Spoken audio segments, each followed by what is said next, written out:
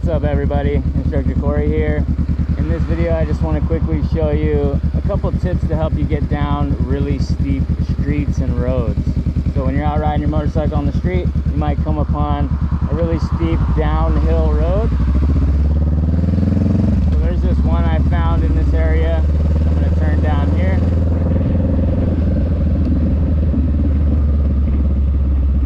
Another thing that's really going to help you get down a steep street like this,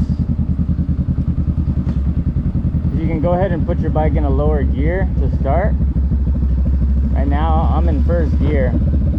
Now I'm not using my clutch, I'm not using any brakes, I'm not even using any throttle. Just first gear alone. I'm not using the rear brake either.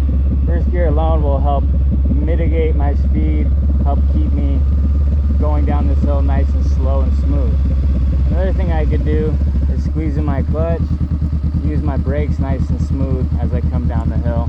That'll help get me down to the bottom nice